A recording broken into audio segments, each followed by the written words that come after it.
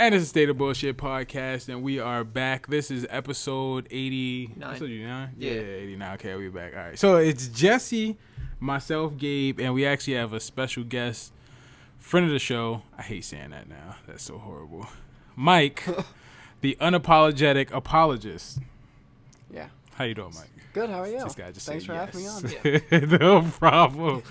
So normally we start, Mike, with how you doing, Jesse? I'm doing pretty good. How you doing, Gabe? You're fucking annoying. What's going on, Mike? How are you doing? I am doing swell, thank you. Jesus Christ, y'all are horrible. Yet again, we run into this problem. Jesse, we go over this every fucking week. What? Ask me how I'm doing. I did ask you how you're doing. No, you did. I said I'm doing good, Gabe. How you doing? Fuck you. Hey, Gabe, how are you? Oh my God, Mike. See, thank you, Mike. Oh my God, I'm all Gabe. I'm doing pretty fantastic. I'm pretty excited about our I'm gonna podcast clip today. this out just to try and prove me I ain't wrong. gonna clip shit out. Gonna clip. As everyone can hear, I've been extremely annoyed for the last about 15 minutes at minimum, because Jesse and Mike is not a good combo here. I'm sorry. I'm This is not. not Mike's voice. I'm not sorry at all. So we brought Mike here today to speak on Christian apologetics. Yeah. Now, if anyone's out there like me, which I hope you are, I don't know what the fuck that is. So can you start, Mike, with explaining what is apologetics exactly? Yeah, so the term apologetics has kind of become synonymous now with Christian apologetics, but apologetics by itself just means to be in defense of something, to defend something. So you can be a Muslim apologist, so you defend Islam, or a Christian apologist, you defend Christianity. So I'm a Christian apologist, and that just means that I defend Christianity, and the way I do that, and other Christian apologists do that, is we give evidence, whether that be scientific, philosophical, or historical evidence for the truth of the Christian worldview. So basically, you're just like a Christian debater? I mean, I've never actually debated. I do have a debate coming up this Wednesday, which may or may not be before the podcast airs. That'll be my first, official debate, yeah. Oh, okay. So yeah, just do you train? Do you do, knowledge ups? I mean, the guy's name is Tom Jump. He's an atheist on YouTube. Okay. And so I've just been watching a lot of his debates and trying to figure out what his typical arguments are and how I would answer those, stuff like that. Don't do it on the ledge of a tall building. Tom Joe. Ah, I see what he did there. Tom Jump. This is going to be a long podcast.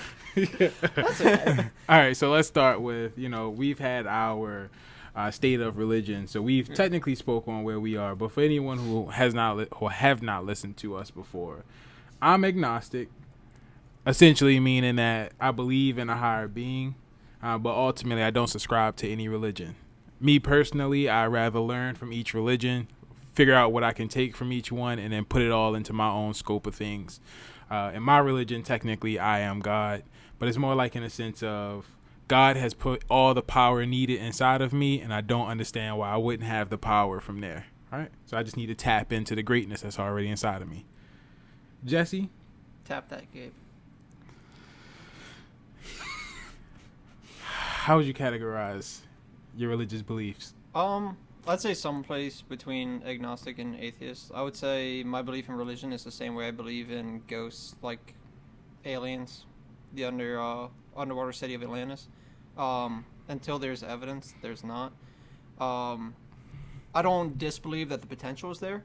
I'm just kind of in the state of if I put myself in the shoes of being a god and created life and everything like that, the last thing I would want is for the life that I created to waste his entire life trying to figure me out. So one way or another, I'm going to enjoy life. I'm going to do right by other people, and what happens in the end happens in the end.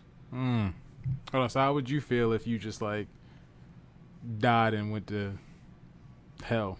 Shit happens.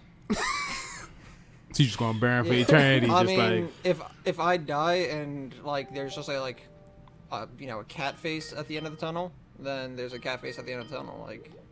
Cat face? Hold up, what? You saying God would have a cat face? I'm saying if the God has a cat face, then that is what it is, then I'm gonna be all right with it. Sorry about that, guys. That was my Skype going off. I did not expect that. Mike got the Christian chicks. I was about to say the other word. No, that actually is a group of apologists. We do typically meet Sunday afternoons, and so I had put in the group chat that I wasn't going to be there tonight, but I think it's just kind of an automatic group call thing, so I think that's what happened there. So y'all Christians, or y'all What do you mean Christian? So I mean, like, are you like? Like we're not the So, Baptists who are the crazy radicals. Even us Christians look at them and go, no, don't compare us to those guys over there. They're some weirdos. There's 12 members of the Westboro Baptist Church, and they all have flippers because they're so inbred. So that's the radicals that I would. Not So like break down. Jesus Christ! Yeah. I mean, I'm with them on this one. Break down your level of Christianity, or the path you take into it. You mean so, like just how I describe a worldview, or you mean like a history of how I kind of got to where I am? So I think what he's kind of getting at is if you look at social media and just the way Christianity is viewed in the world, there's a lot of Christians that just kind of do their own thing, be good people, move about their day, and there's other people kind of like you said, the Westboro Baptist Church, that use Christianity more as a defense in order to be able to get away with doing terrible things. Facts. We're obviously not saying you're the latter of the two, I but appreciate that. Yeah. but like kind of like where I guess because you mentioned that you do have this group where you kind of defend Christianity, to what degree or level are you going about it, and I guess like how widespread are you trying to defend Christianity? Well, I want Christianity to be able to be viewed as an intellectually viable option for people. So it's not just kind of this thing you have to believe by blind faith and then maybe you get into heaven, and it's just like every other religion. You believe it by blind faith or you don't. And the way culture views religion typically is that if you're an intellectual, if you think for yourself, then you're probably going to be an atheist. You know, that's kind of the stereotype is, you know, you're raised in church, but then you go to college, you learn to think for yourself, and you realize there's no evidence for God, so I believe it. And so my job is to show that, no, I think there is good evidence for God, and then more specifically, the truth of Christianity. And I want that to be seen as an intellectually viable option for thinking people. Just, not that I want to force it on anybody, but just if someone's looking through the options, I want them to look at Christianity and say, yeah, that's an option for an intellectual. So do you try and convert people to Christianity? I mean, depends what you mean by convert. Like, I'm not saying turn or burn, Yeah. any of that stuff. Yeah. I like I said, I want it to be able to be looked at in a fair light, Okay. right? As opposed to looked at as kind of this, you know, age-old superstition that why bother my time with. I kind of want to put the evidence out there so someone can look at that, and if they want to, then they can say, yeah, that's an option for me. Cool. So when you say evidence, because just me being me, I'm superstitious. Well, not necessarily superstitious, but Skeptical. Thank you. I I was about appreciate to say you. like broken mirror type superstition. Broken mirror. Like, Oh, I get what you're talking yeah. about. That wasn't funny, Jesse. He Stop. laughed. Stop. He giggled. He chuckled. As a grown ass man, he said, Counts. Still counts. So, yes, I'm skeptical about a lot of things. So what type of evidence would you say there is? I mean, I would say the best evidence is philosophical evidence. You could also think of that as metaphysical evidence. And also there is scientific evidence, but the thing is you gotta be careful, because when we say there's scientific evidence, it's not that we're saying you can put God in a test tube or that you can run some kind of experiment in the lab and that's going to prove God. When we say scientific evidence, that's usually referring to how modern science can be used to prove a premise in an argument for God's existence. So a good example is the Kalam Cosmological Argument. So that argument goes like this. Premise 1, everything that begins to exist has a cause. Correct. Premise 2, the universe began to exist. 3, the conclusion, therefore the universe has a cause. Okay. And so science can just be used as a tool to prove that second premise, that the universe began to exist. And that's, almost everybody now believes that the universe, and even time itself, had a beginning at the Big Bang. And so science can be used in that way just to prove a premise. And that's a religiously neutral premise, that the universe began to exist. Now, what are the implications of that? What attributes can you deduce of the cause? Now, that's a separate question. You want to go on? Yeah, well, so I would say the evidence for the first premise, that everything that begins to exist has a cause, that's primarily confirmed by our everyday experience. Correct. We know that things don't come into being For no reason. uncaused. And the thing is, a lot of people want to make an exception for the universe. They want to say, well, yeah, maybe things in the universe come into being with a cause, but you can't say that for the universe as a whole. The problem is, number one, that begs the question in favor of atheism, because you're just asserting that the universe is the one exception. Yeah. And the second problem is Which prior to the Counterlogic. universe existing, there was nothing. Right. No thing. Not the Lawrence Krauss well, definition the of nothing. expected is. Yeah, if there was no time, no space, no matter prior to the Big Bang. And so there's nothing about that state, because it's not even a state, it's nothing. There's nothing about that would be biased towards universes. Like, why can only universes come into being without a cause? Why not horses? Why not beer bottles? Why not all these other things? Fruit flies do. So can you say that again? Fruit flies. Fruit fly? Yeah, why not fruit flies? Y'all are annoying. That's a good question. So if those two premises hold, number one, that everything that begins to exist has a cause, and then number two, that the universe began to exist, and all of the scientific data would point to that now. And people try to argue maybe other types of time. That's why I prefer philosophical arguments for the beginning of time. We can get into those if you want.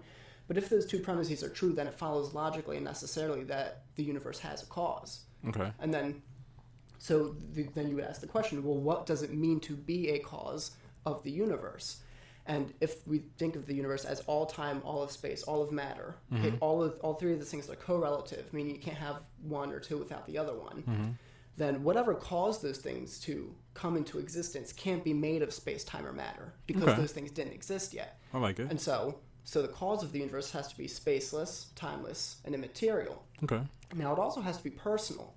And the reason is because in order to go from a state of timelessness to a state of where time comes into being, so now we have sequence, that's a real thing. Right. Something has to make a choice. And non-personal forces don't make choices. Okay. So, for example, if the cause of water freezing is the temperature being below 0 degrees centigrade, then if the temperature was below 0 degrees centigrade timelessly from eternities past, then any water that was around couldn't begin to freeze at a new point. Any water that was around would just be frozen from eternities past. Well, hold on. Let me cut you off. Okay, go ahead. So my question would be, I get what you're saying, Yeah. and I agree. That's always been my thing, and to an extent was why I decided to be agnostic in the beginning was because at first it started as just a questioning.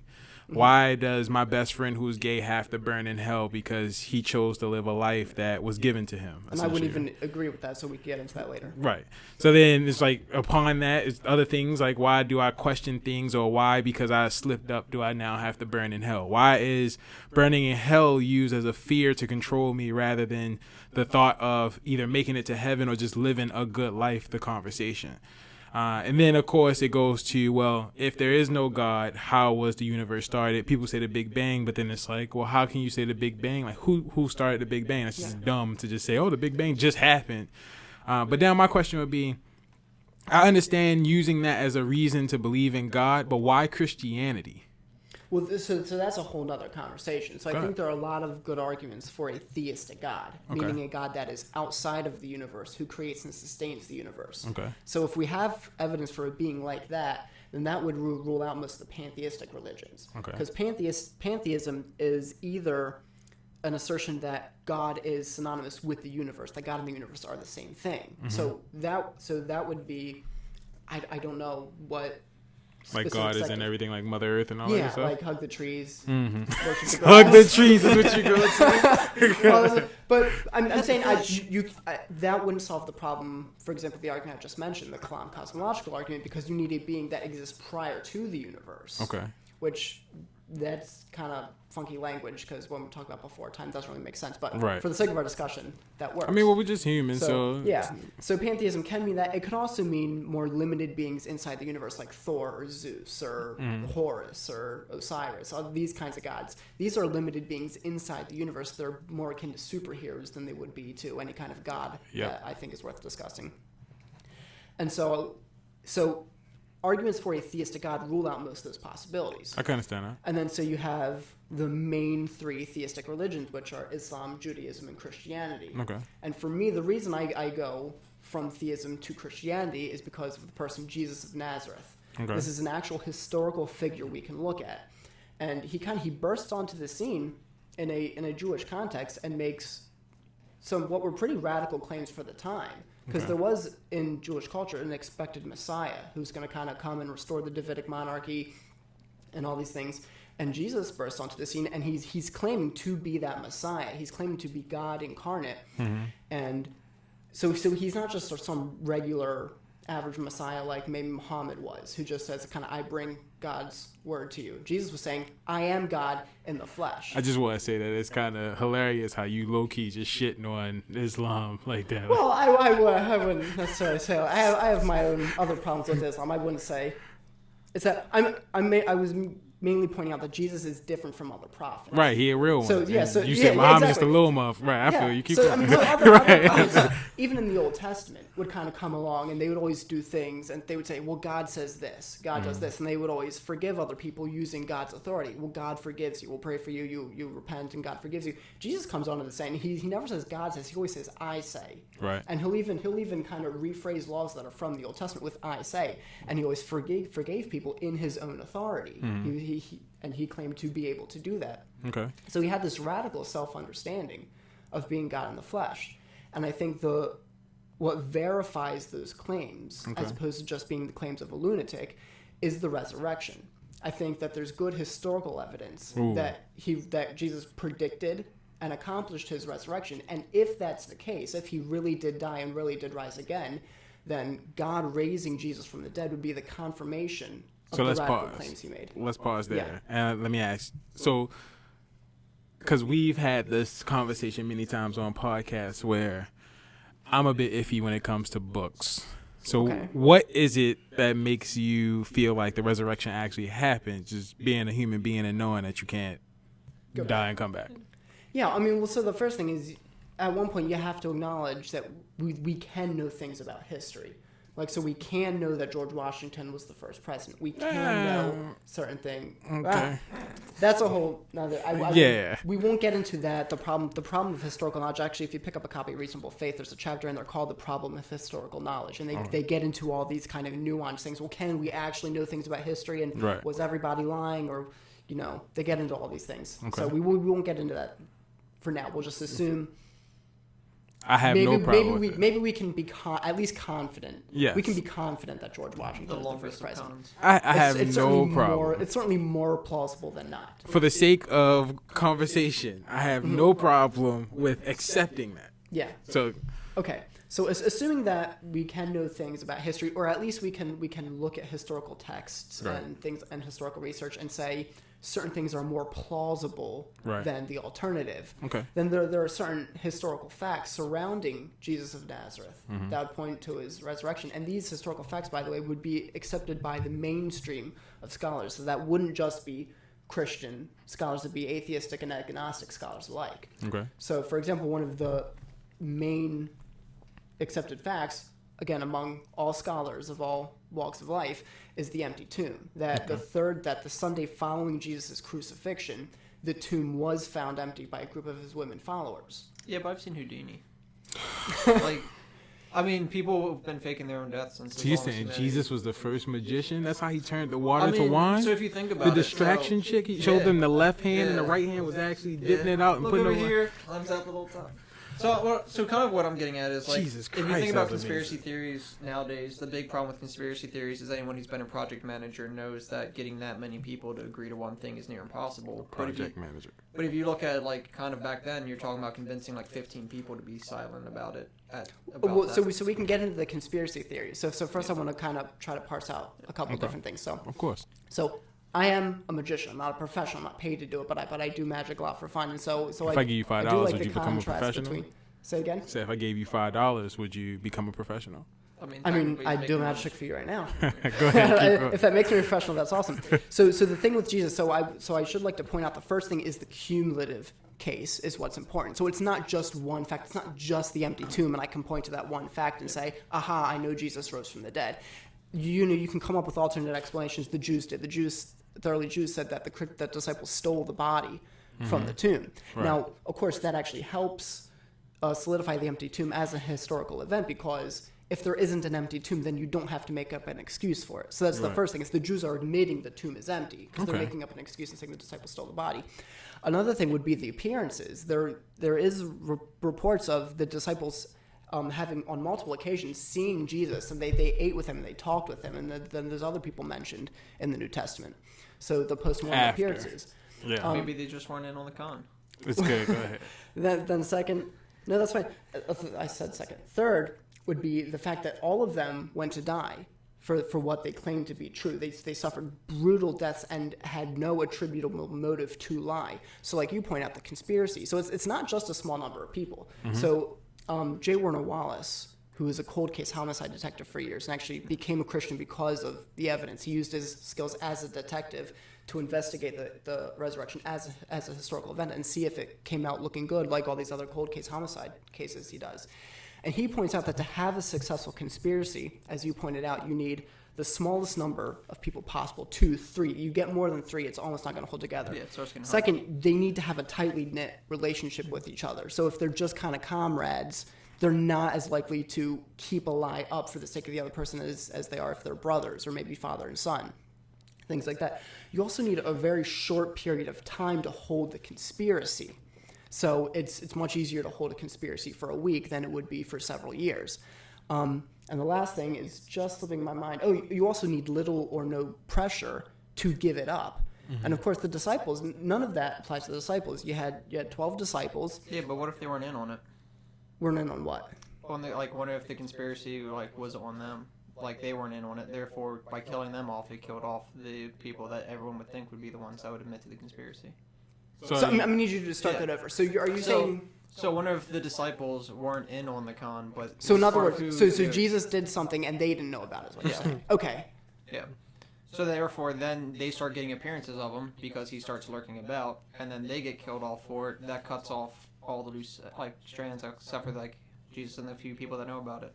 Okay, so this kind of bleeds into the apparent death hypothesis that Jesus didn't really die on the cross. This falls apart for a number of reasons. Is number one, the Romans were experts at crucifying people. It's not likely that they made a mistake.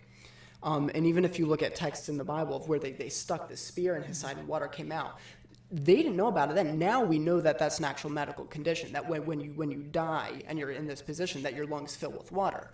So it wasn't as if and they didn't know about this then, so it's not as if the writers were thinking, when 2,000 years later, when they figure out about this medical condition, they're going to be really impressed. No, that's evidence that they were just recording what they saw. They didn't know what it meant. It turns out we have confirmed data now that's evidence that he was really dead. And then, of course, you have the people who buried him. Joseph of Arimathea buried him. That this wasn't an uncommon practice. And then but even if you say, well, despite all the fact, he still managed to survive. Maybe his pulse stopped for long enough for them to get him in the tomb, which is implausible in and of itself.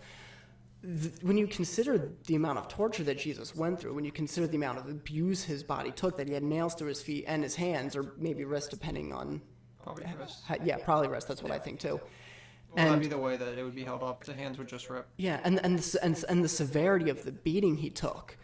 To think that he would just somehow be able to recover, move a stone by himself, and then be able to just go walking around and people wouldn't just see him as a bloody mess. I just don't think that's very plausible.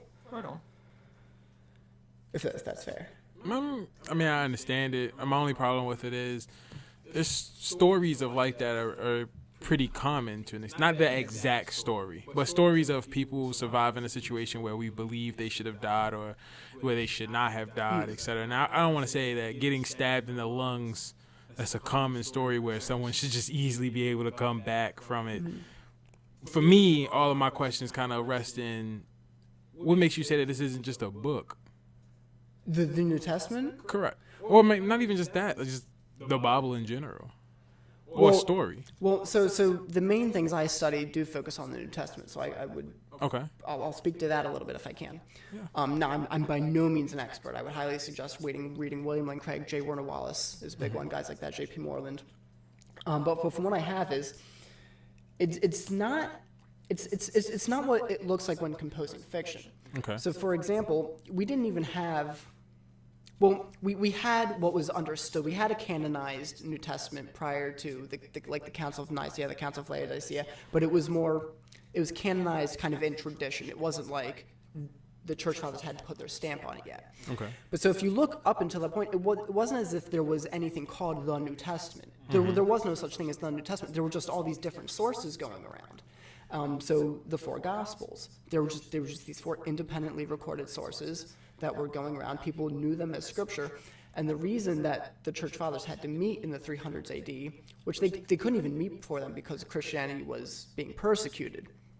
And then Constantine came along and made it tolerable. He didn't make it the religion of the day like some people think. He just made it tolerable.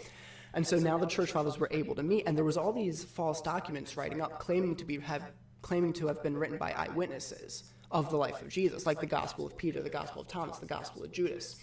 And so they had to have these meetings to figure out, okay, wait a minute, which books were actually written by eyewitnesses, which ones were actually written by followers of Jesus and are telling the truth, as opposed to which ones are making this up.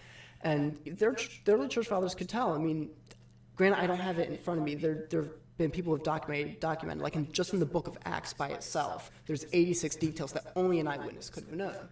And you look at some things like the Gospel of Judas, the Gospel of Thomas, the Gospel of Peter, they were anachronistic, meaning they weren't right for the time. They could tell by reading them, oh, wait a minute, these were written in the 2nd century, not the 1st century. These aren't, all the people who would have been alive to know Jesus are dead. So, and that was a form of plagiarism back then. So the way plagiarism works today is like you write something good, right? Mm-hmm. I steal it and I put my name and take all the credit for it. Mm-hmm. How plagiarism worked back in the day with these documents was somebody would come along in the 2nd century, they would write something that they wanted the church to accept, and they would steal an apostle's name and put it on there. Mm-hmm. So Judas didn't really write Judas. Somebody wrote something that they wanted the church to accept. How the hell do we prove that? So I would have to defer to J. Warner Wallace's work on his book Cold Case Christianity, and he has all the details of these things listed out. So yeah, the early church fathers knew. Judas was illiterate. There was no way you could have wrote it. Okay. Woo snap! There you go. I also just made that up. Okay, well, but so there are things like that. So yeah, so basically the councils, they were trying to figure out. They weren't constructing a theology. They were just trying to figure out, okay, which documents were either written by eyewitnesses, people who knew eyewitnesses, or people who could do miracles, because if you could do miracles, then that confirms you as speaking on behalf of God. And then whatever theology comes out of that, they're stuck with. Okay. If that's fair. So, go ahead, you have something? I was going to say, like, what would be the difference between that and, like, us recalling events of, like, Chris Angel Houdini, like, 2,000 years from now? Do you think it's likely that 2,000 years from now, people... I mean, knowing what we know today about magic and stuff, do you think it's likely that 2,000 years from now people would start saying, well, actually, it wasn't a magician? What I would like to compare it to, because this is the one thing I've realized is, even in recent time with video and so forth, the conversation of Jesus, of Muhammad, etc., you compare it to how people have conversations about sports stars from the 60s, the 70s, and the 80s. And I'm not saying that, like, let's say Michael Jordan. People don't necessarily, I'm about to bullshit you. They talk about Michael Jordan like as if he's literally Jesus. Like, They talk like he floated from this place or that place. Space Jam's canon.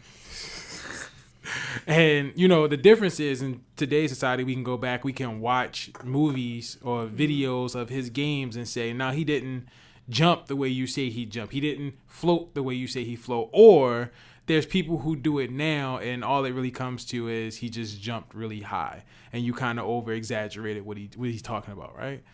We also see amazing feats that happen in today's time, and I don't know if your friends have this problem, but you'll have a friend that'll come over, especially when we were younger, who would describe something to you and make it sound extremely astronomical compared to what it actually was. Mm-hmm. Yet again, I'm not saying that for a fact I don't believe that Jesus ever existed or he walked this earth, but I mean, for the most part, the only thing you have to go over is books and what you're told. And to kind of go off of that, I mean, you have things like William Wallace and a lot of other famous people in history that, the feats that they did, they probably had a bit more help than what they said that they did, or even going back to, like, Greek and Roman mythology, you have, Jason, you have Hercules, you have all these other people. Jason the Argonauts? Oh, good. Good. But, wow. I don't know nothing about that, so it sounds like you're talking about toy soldiers right now, but keep on. Yeah. So how would you separate Jesus from other figures that did godly things based off of stories? So, to be... And historical accounts. Well, so guys like Michael Jordan, admittedly, they weren't buried in a grave that was later claimed to be empty. Gotcha. Stuff Still like that. alive, yeah. Of course, you have, and with William Wallace, it's not even claimed that he. But his career might be died after they. Yeah. Space Jam. Even guys with William Wallace, we know how he died. He was decapitated, spread on different parts, and then there's you don't see legends arising. Well, those pieces came back together, and here's while it's rocking around again. Yeah. Now, of course, we can get into some of the Greek myths, like of Horus and Osiris. Yeah. There's other myths of dying and rising gods. We can get into that. What separates Jesus? Well, a big part of it. Again, remember, we're not even talking about things like turning water into wine or healing the blind, things that we might just have to kind of throw up our hands and say, okay, I don't have direct evidence of that. We're talking about a list of historical facts that are completely religiously neutral. So the empty tomb, nothing miraculous about that. Okay. Post-mortem appearances, nothing miraculous about that. Disciples going to their deaths, nothing miraculous about that. The explosion of the early church in Jerusalem, nothing miraculous about that. The question comes is, what hypothesis best explains these facts in a way that has the most explanatory scope, meaning it covers all the facts, the one that has the most explanatory power, meaning you don't need multiple explanations. Okay. So, for example, you could say, well, the disciples stole the body. But then you would also need a second hypothesis for the post-mortem appearances to say, well, maybe it was they hallucinated, or maybe Someone it looked was like a 'em. conspiracy. But the problem is by Occam's razor, the resurrection hypothesis is still better because it's one hypothesis that explains all the facts, and you don't need kind of all these ad hoc additions to come in and explain it away. So we're simply saying we can look at, and again with these other guys, like let's say you took, I don't know, 20, 30 people who said, pretty sure there was something supernatural about the way Michael Jordan jumped to deliver a basketball. Right. Well, what's going to happen if you separate them? Imagine they don't have strong relationships with one another. Maybe they sat in a room one time together and talked about it before this. You separate them, they don't have any communication with one another, and you're torturing them, and you're going to kill them if they don't admit, okay, well, actually, I may have exaggerated a bit. How many of them are going to stick to their story and say, no, I'm pretty sure it was miraculous? It's kind of unfair, mainly because cults have existed, brainwashing does exist, and it's at least said that a time like that was a time where people weren't, I guess, as intelligent as they are now. And if I pay attention to how intelligent people seem in today's time, then that must mean those people were just, hey. And so, especially with paying attention to the fact that most religions, Christianity being one of them, is to an extent based off of a level of fear. Now, it's a level of fear that we choose to not pay attention to. The fear is there, and I would say 90% of the people I meet who are Christian. But with that being said, anything could have been happening at the beginning. Okay, so there's a couple things there I want to separate out. So first I'm going to talk about the second part about fear, and then kind of circle back to Gotcha. Jesus. So the part about the fear is, well, the first thing is that's just to commit the genetic fallacy, which is to say because we can explain how a belief originates, or even just why certain people hold a belief, that therefore we can explain the belief away or that it's false. Mm-hmm. You could say hypothetically maybe it is the case that the only reason anybody believes in Christianity is just because they fear hell. That wouldn't mean that Christianity was false. Correct. So you would still need separate arguments to say that it's false. Correct. So that would just be to commit the genetic fallacy. Oh, can I say one thing? Yeah. That also would, though, create the hole that would say that the other things in regards to why you feel like all of this is legitimate is because of the fear that was put upon the people to continue to follow what happened. So that could also mean the people the disciples who decided not to say anything because they felt like if they said anything, then they would then be burnt in hell for an eternity. Okay, so there's... Okay, so we'll go back to Jesus earlier then. But that's okay. So the thing about that is the situation of the disciples isn't comparable to people of religions today, whether it be Christians, Muslims, or anything else. Okay. So today, if someone took me and tortured me and said, renounce Christianity or denounce Christianity or I'm going to kill you, and let's say I didn't give it up, I let them kill me, how much evidence would that count towards Christianity? It wouldn't count as anything. Right? Because for the most part, I have as much evidence as I can, but for the most part, there is a step, there is a step of faith. I wouldn't call it a leap of faith because I don't like the way atheists now classify it as faith is belief without evidence. That's not what faith is. Okay. But there is a degree of faith in the sense that it wouldn't really count as evidence if I give my life for Christ. The situation of the disciples is very unique because, number one, they were already God's chosen people. Remember, they were already Jews. And messiahs at that time were a dime a dozen, right? If your favorite messiah got killed, you went and found yourself a new messiah. Okay. You didn't claim he was God and turn on. So they were already chosen people of God. So if we're talking about a fear aspect of heaven versus hell, they already had a Jewish religion where they were promised heaven. Okay. So you got to say, well, what is the motivation that they're now jumping ship to this other religion that's getting them killed when they're already in this religion that's promised heaven? So they already have a fear motivator for their own religion. The second thing is the disciples were in a position to know whether or not it was a lie. So you could say, I'm not in a position standing here 2,000 years later to actually know. I didn't see Jesus with my own eyes. I didn't break bread with him. I didn't sit down and eat with him. These kinds of things. I'm not in a position to know. They were in a position to know whether or not it was a lie. Okay. So so if they give their lives for it, that does count as evidence in a court of law, because people very often will die for a lie they think is the truth, but no one will die for a lie that they know is a lie. Okay. So that's another piece. And then the third piece, this would you might say, well, the Jews, they hallucinated, so they did believe that Jesus was risen. Nevertheless, they were wrong because they hallucinated. The problem is, given the Jewish historical context that they lived in, if they were to, the Jewish historical context, the religious context then, didn't allow for really a afterlife, or I should rephrase that. Didn't have people dying and rising again prior to the resurrection of all the Jews at the end of the world when the Messiah comes. Okay. So if they would have hallucinated Jesus, they would have seen him, they would have hallucinated him in heaven, kind of assumed into Abraham's bosom, not physically resurrected in front of them. Okay, so then that leads to just, because I have a follow-up question, but I want to settle one more thing with this. Mm-hmm.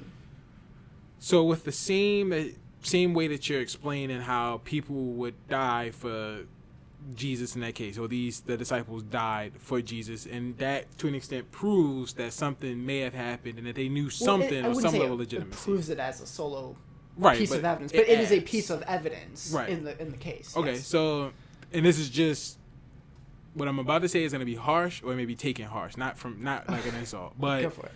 I'm talking about from a logic standpoint. Yeah. Today's society, and I don't want to compare the two, we have Trump supporters who believe that Trump is like the savior of America.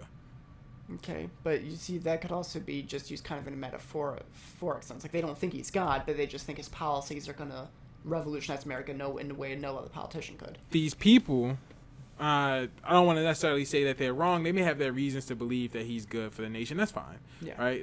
But I'm just saying, pointing out, that's very different than believing someone's the actual God in the flesh. No, I feel like understanding belief and understanding following something is essentially the same. So whether the person that you believe in or the thing that you believe in is on a high aspect versus someone who's just someone who you just believe to follow as just a leader, you still have to push something in someone to make them believe in you. I think also what Gabe's getting at is there's a certain level of people, like people get to a certain level where no matter how many facts you put in front of them, they will refuse to change their opinion on something. Oh, absolutely. I run into that quite often. Yeah. And so I feel like... And by the way, let me just make clear, I'm sure a lot of Christians do that. People of all beliefs do that. Correct. Yeah. Right. Yeah. So... I mean, this has nothing to do with religion. There's just at a certain point, that, like, some people can get pushed to the point, or they'll have it in their mind that, again, no matter how much evidence you put in front of them, that's their belief. They're just going to reject facts. Even to become a fanatic and die for someone. Even if, let's say... But so I do want to separate a couple things before we get too far down this rabbit trail. So the thing is, you do have to separate beliefs from the actual... What would you call it? The facts? From the facts, yeah. So there's a distinction often made in philosophy between epistemology and ontology. So epistemology is how you know something. Ontology is the studying of being. It's why the actual thing exists. Okay. So epistemology could be like, I know the information that's in a particular book, right? Ontology would be, why does the book exist though? Who wrote it? Where did these ideas come from? Those kinds of things. And so we do have to recognize that beliefs don't change reality.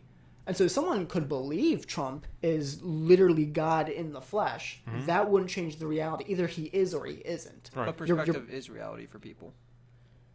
And the problem that comes with that is... You could say it's their reality. Correct. But then the books... But if this is the reality of 15 people, it just became the reality for millions of people. And then if these are what was used in order to paint the picture on someone, So a couple things. So number one is... Just saying it was the reality of these 15 people, you can't brush it off. You have to say, well, why was it the reality? What caused that to happen?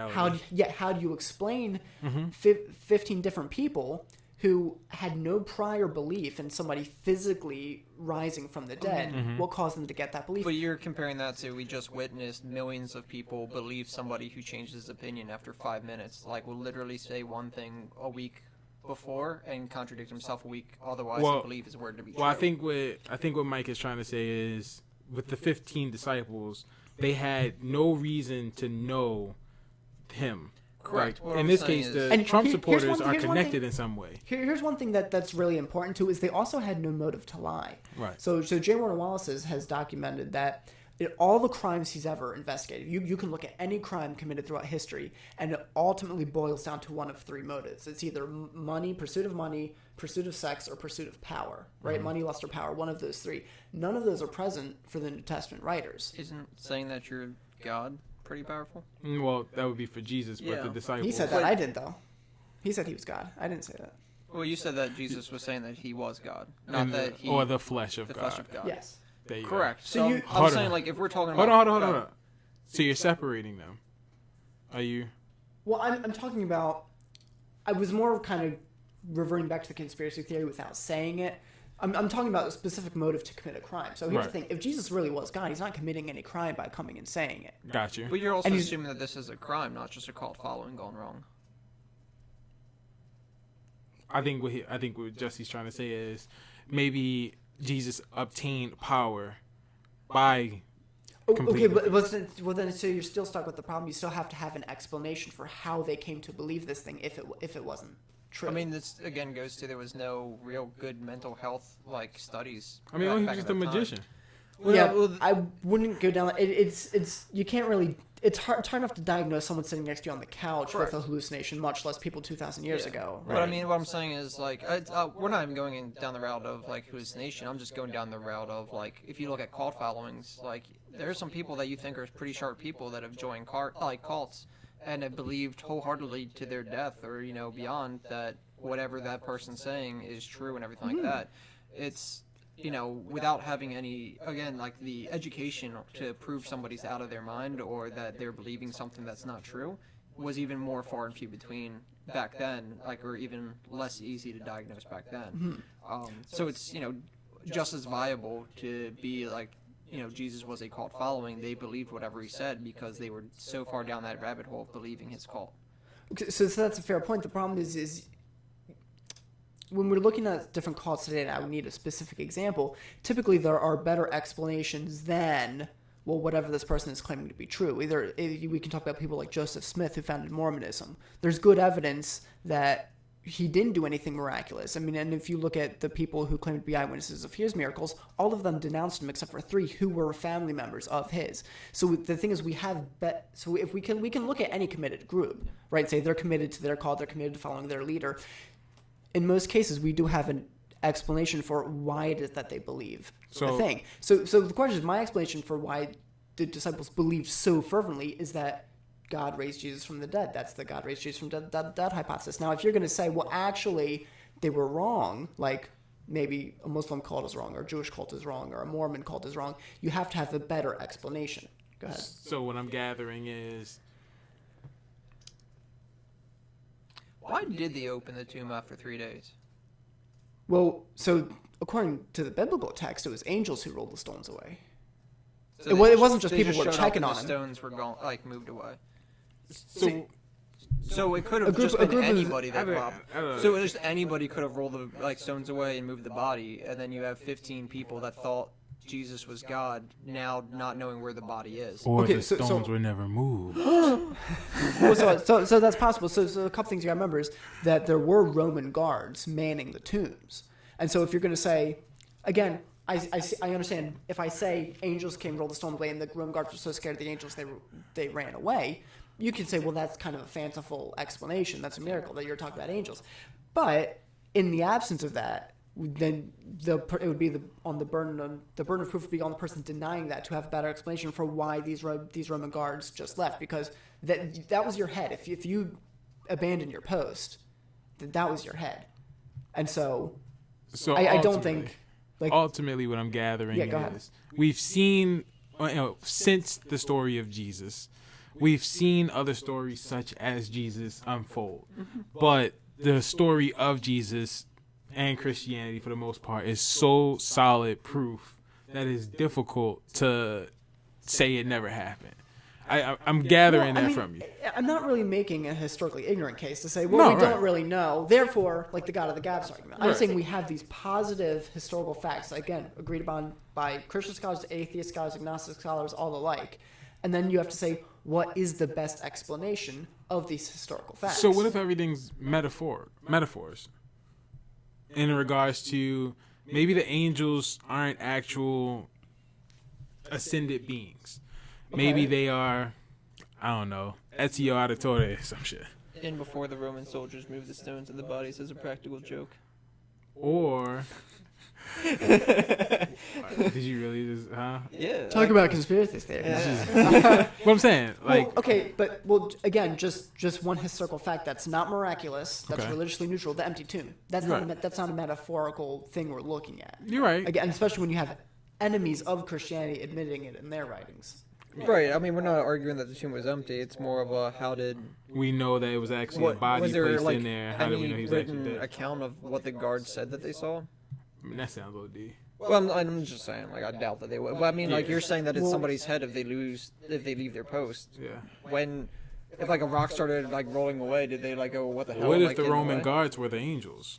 That's what I'm saying. Like, what if the Roman? That's what I'm saying. Like, what's to stop it from being the Roman guards that were watching it? We're like, hey, want to see something funny? Roll the stones away. I would agree. I would agree with you. Hold on, my bad. 1 second. That's okay. Just remind me that we were talking about the Roman guards. Well, I'm about to say the same thing. So I think that the difference is we are living in a place of what ifs, right? We have a level of skepticness. I mean, all religions, what ifs.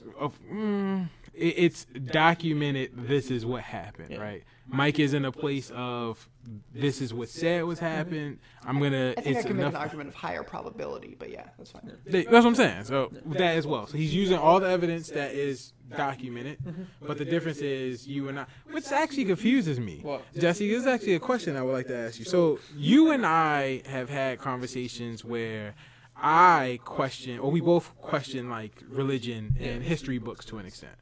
I think I question history books more than you would. Correct. But you don't question science. I do, to a degree. We've had conversations, and your explanation of science is a fact is a fact. Okay, so I mean that kind of goes to my vision of religion. Is I believe science that I can see is a fact. I mean, but you can't.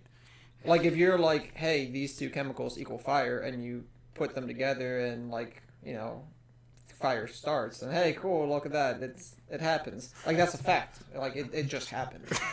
I get you. Yeah, but like if someone's like, hey, this science thing that you've never seen before, I would like to see it, and then I'll believe it. But what if you like fall out of a tree that's mad high, you were supposed to die, you live, and they say that's God? So I mean, with that, it again comes down to like probability of like you can only go so fast as a human falling just because of like centrifugal force. Like you can only fall so fast. All of it ends with you shattering all your bones. Not necessarily. Like it's the same reason why when a drunk person gets into a car accident, they have a higher chance of survival than when the sober people in the car accident is their body's more loose because they don't know what's going on. If you fall from a high enough spot, there's a chance that you're going to pass out before you hit the ground. If you pass out before you hit the ground, you're not as like wound tight when you hit the ground. There's a higher chance for survival. Not a good chance. How do you prove that's fact? That's how it happens. Can I ask a question? Yes. Just kind of, because I don't know this. Would you say you have a worldview that's more or less along the lines of we should only believe stuff or things if it can be scientifically proven? No. So as I said, like I do not say that ghosts don't exist. I don't say anything does or does not exist until I've actually been able to kind of have evidence. It doesn't even need to be I see it. But so what would you qualify as evidence? As I said, kind of like seeing the science in front of me, or again when it all kind of goes together, like this works. So what is an evidence apart from scientific evidence you would believe? I mean the big thing for me is like sight, sounds, things that just making sure it adds up in more than it just is because it is. So does it have to be verified through your five senses? It's the best way to verify it. But for example, the thing is also of and this is kind of goes with the whole ghosts, aliens, and religion for me is I don't see any proof of it, and I don't know whether or not it does or doesn't exist. I'm not anti-religion. I'm not pro-religion. Just whatever it is, what it is. Yeah, that's fair. I'm trying to yeah. press you and see if maybe you would consider evidence other than it has to be scientific or verified in 5 sentences. And here's my thing, is whether or not God is real, whether or not Jesus is real, I know the impact of God and Jesus is real because, for example, my brother and his wife are very religious. There are definitely times where what got them through was them praying. And whether or not God is real, the illusion of God, or not even illusion because that makes it sound, well, you know what I'm getting at. Not like illusion like it's fake, but illusion as in their belief. As in that person definitely had some experience. Yeah, that their experience, them holding on to a higher, like the belief of a higher power is what got them through a situation. So regardless of whether or not God is real, the belief of God, it had a real life impact. And that's kind of the way I think things through of again, to me, if I die and God's real, I'm not going to be surprised because I'm not against the idea that it's possible. So for me, I would want to see something I would be on the side of God needs to pop up in front of me and be like, hey, how you doing? In order for me to actually believe. So a couple questions. So, do you believe? And this is gonna sound like I'm patronizing you or trying to trick you into things. I'm not. Yeah. I'm just, so do you believe that, let's say, torturing a baby for fun instead of loving that child is objectively wrong regardless of anyone's opinion? Correct. Okay, so here's a question. Can that be verified through 5 sentences or proven by a scientific method? I mean, I guess, you can kind of see it. You can, I can see. No, oh, you're talking about, the actual, it being wrong? Yes. Objectively wrong regardless of it. It doesn't matter how many people think that that's okay.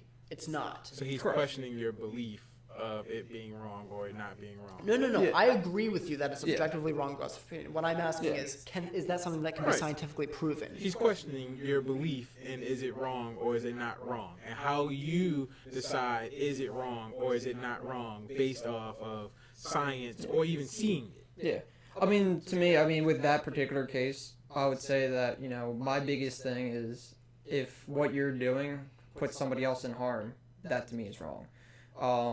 And here's the thing is everybody believes it's wrong, but what if, to me, killing people is wrong, but wonder if we were in a spot of overpopulation and somebody knew that in some sort of secret underground society and they killed off, a crap ton of people. Would that make it Well, right? that's getting made. But, Hold on, that's getting into situational ethics, which is it's a nuance we can ignore. We can just we can say, okay, forget situations, forget overpopulation. You have a child in front of you. Yeah. Is it objectively wrong to just torture and kill that child? Absolutely. Okay, Yeah. that's wrong. And now I'm gonna make an even stronger claim to see if Hold you on, agree with because this. y'all just switch shit.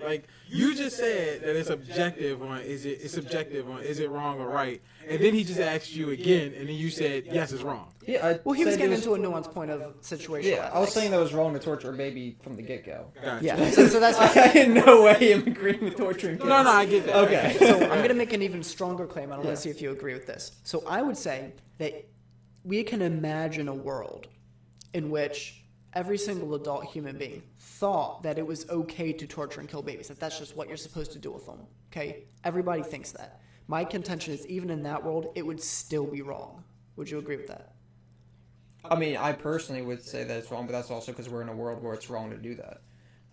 We also, if you think about it, this also comes down to how humans continue to exist. That almost comes down to the survival of a species. If we're torturing and killing off all of our babies, then our species won't continue. Yeah, There's I'm a saying certain thing regardless of what would help us survive. Well, let's say it would help us survive to He's torture and saying kill literally babies. just the action. Just the action. Nothing added, no additive, no Right, extra. but what I'm saying, just the and that's action. what I'm saying, is that when you're talking about torturing and killing of your own species, the reason why everybody can naturally agree that it's wrong is because survival instinct No, for hold the on. species. So he's asking you a question void of any other variables, and in order for you to answer the question, okay, you're adding. can I come for example, to- if I'm on top of a building and I'm looking down 2 stories and I know I can survive that fall, but it's gonna hurt, I don't need to jump off the building to know it's gonna hurt, and I'm gonna fear jumping off a building and for the way of it could kill me. What happens if it don't hurt?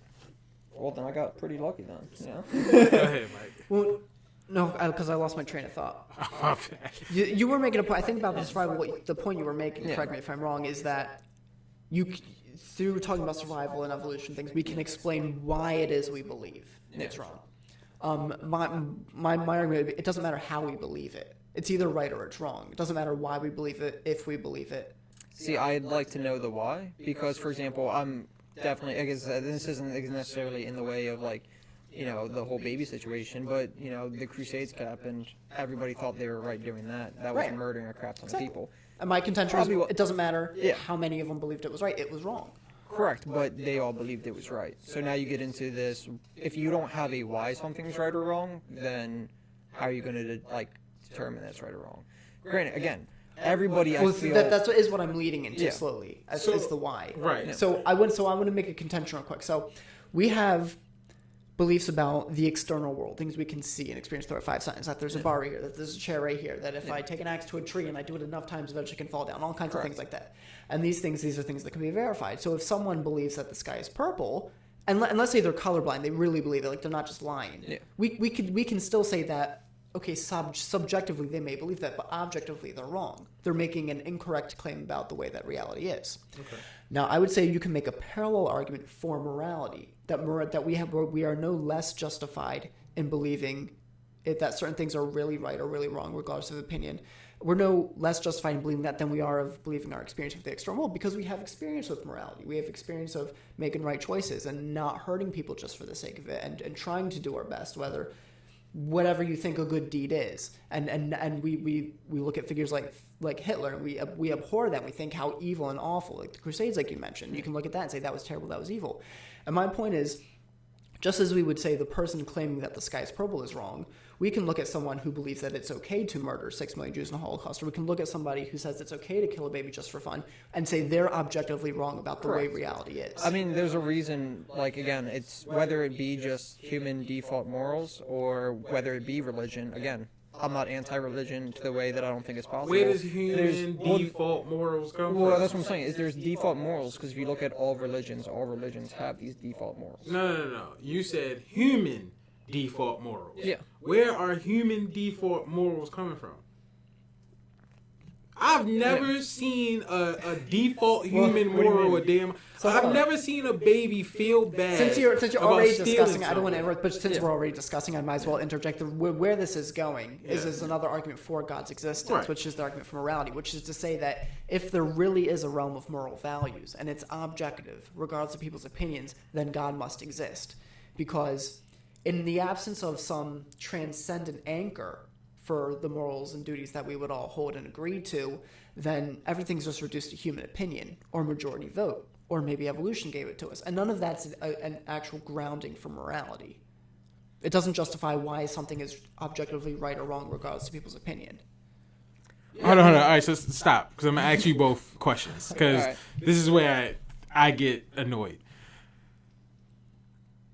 Have you ever watched a baby grow? A child? It depends what you mean by that. I've worked at a daycare for 8 years. I've seen kids start at infant and grow over the years. Okay. Through the classrooms. Let me say firsthand, because the problem is, in that case, you see a kid leave, and while you spend a large period of time in your life with this kid, or their life as well, you don't get to be there for every lesson that they learn. Most of them, but yeah. So you've recognized that as a child, children start off with no morals.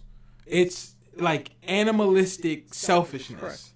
We established this. Yes. Now, of course, arguments want to be brought up about, when we get smarter, that's when the morality comes in. But that's also comes the time that we start worrying about other people's opinion, and we start giving more information, right or wrong.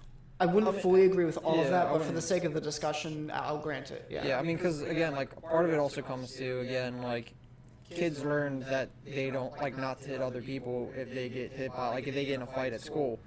And it's a lot of times they don't even learn that. They just I need to learn how to fight better so I can kick his ass. Well, but you still get getting hit sucks. Therefore, hitting somebody is probably not cool. Okay. Again, if you're just boiling it down to, like, the most base thing. Go ahead. You was about to say something. Well, just a couple things. So one is you want to be careful not to commit the genetic fallacy, which is say if we can explain how people get their morals, whether they learn about a certain age or other things, that therefore they're explained away. You still have to explain why things are really right and really wrong. It doesn't matter how we came to learn. But It doesn't matter what we were taught as a child. But it Now- does, because we're speaking from a place of people who have been taught our morality.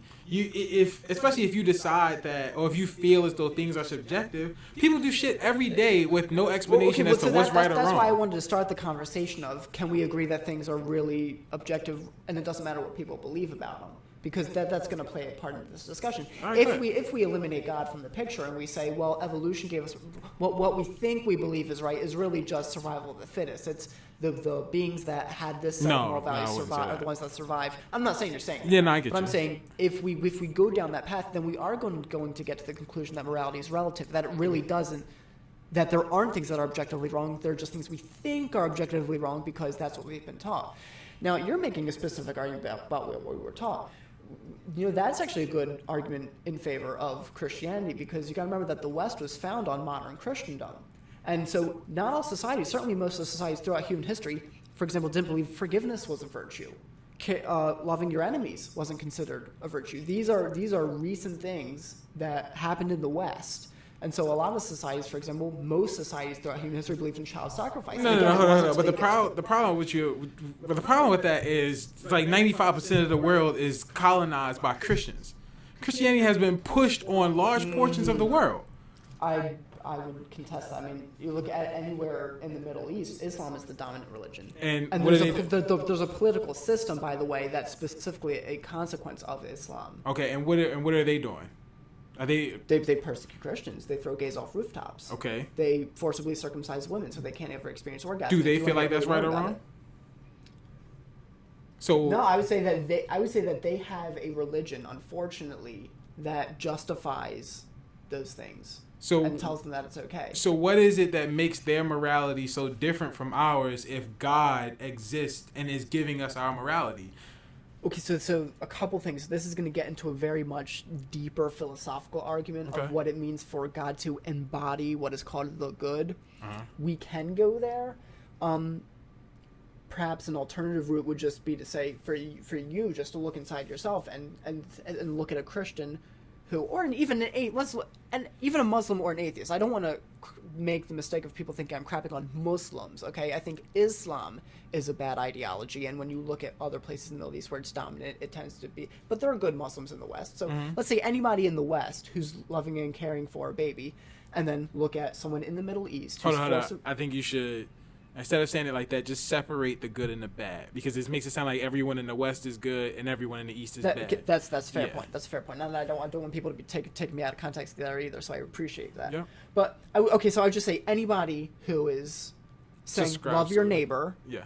let's care for our children, versus let's say a religion in the Middle East who does say it's okay to throw gays off rooftops, or if your neighbor won't convert to Islam, then you have the right to kill them in the name of jihad. But we think that's wrong. Our morality. Well, that's what I'm just saying. I'm just asking you to appeal to what you know deep down to be right and wrong, and I'm asking you which one's right and wrong. Right. I'm gonna agree with you But because based off of I'm. your argument, that's a society morality, not a. I'm higher belief raised. morality. I was raised Christian. I've been taught things from the Bible. It's been instilled in me different Christianic things. I've been taking it upon myself to step out and learn of other stuff. Mm-hmm. Now, with that morality coming, to an extent, I live my life in a Christian way, but I do not subscribe to being a full-fledged Christian because I do not subscribe to everything that comes with Christianity. That's fair. Same with like Islam. Okay. Like there's things that I can subscribe to in Islam or that I've met from Muslims. Don't forget to like and follow. There's a lot of strands we're getting into. Okay, Right. so if we take the religious context out of it, so Okay. we started on a place where just is there evidence for a God, Right. regardless of the specific religions. So, I mean, the Big No. Bang, how you brought up in the Yeah. beginning, I think is the biggest one. Yeah. So the moral argument for a theistic God, Okay. is a God who embodies goodness. Okay. And so I'm trying to think of the way to pursue this without getting too technical here. Do it. Just do it, and we'll try to decipher it. Okay, so this gets into a question of why isn't God evil? Okay. Why couldn't God evil? I like it. And does God just arbitrarily command good things? Like, for example, God tells us murder's bad. He tells us in the Ten Commandments, don't murder people. And we think, okay, don't murder. But maybe God could have said anything. Right? He could put anything in the Ten Commandments, and then it would be our obligation to follow it. And so you have to ask the question: is God arbitrary? Why isn't God evil? Why isn't there the God of Islam who tells convert people to Islam or kill them in the name of jihad? So what we have to recognize is goodness and evil aren't ontologically on a par with one another.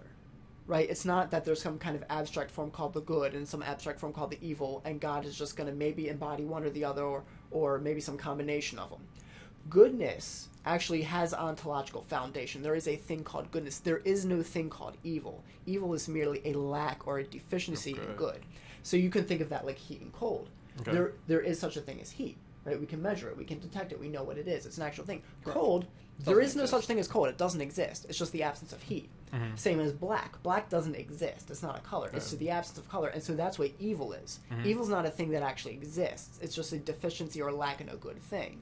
So because good has actual positive ontological status, and God by definition is infinite in attributes that have positive ontological status, then God is going to embody goodness to its maximum.